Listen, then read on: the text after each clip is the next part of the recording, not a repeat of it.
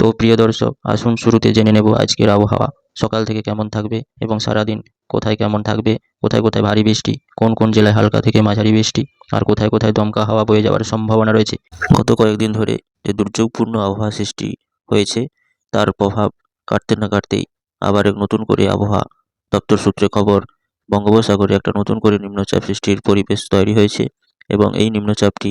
আবারও এক জোরালো শক্তিশালী হতে পারে এবং তা আগামী কয়েকদিনের মধ্যে শক্তিশালী আকার ধারণ করে নতুন করে দুর্যোগপূর্ণ আবহাওয়া সৃষ্টির সম্ভাবনা তৈরি করতে পারে। তবে আজকে সারাদিন এর প্রভাব এবং আগামী দিনের প্রভাব কেমন পড়তে চলেছে আজকে সারাদিন কলকাতা সহ তার পার্শ্ববর্তী জেলা উত্তর চব্বিশ পরগনা, দক্ষিণ চব্বিশ পরগনা, হাওড়া, হুগলি এবং দুই মেদিনীপুর, পুরুলিয়া এইসব জেলাগুলোতে আজকে দেখতে পাচ্ছি সারাদিন উত্তরে শীতল বাতাস ক্রমশ প্রবেশ করছে, যার প্রভাবে কনকনে ঠান্ডা অনুভব করবে। এবং দেখতে পাচ্ছি বর্ধমান,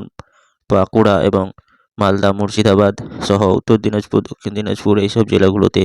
উত্তরে শীতল বাতাস ক্রমশ প্রবেশ করছে এবং উত্তর বাংলার গ্যাংটক, শিলিগুড়ি, আলিপুরদুয়ার, জলপাইগুড়ি এসব জেলাগুলোতে দেখতে পাচ্ছি ক্রমশ জাঁকিয়ে ঠান্ডা পড়ার সতর্কতা রয়েছে আবহাওয়া সূত্রে।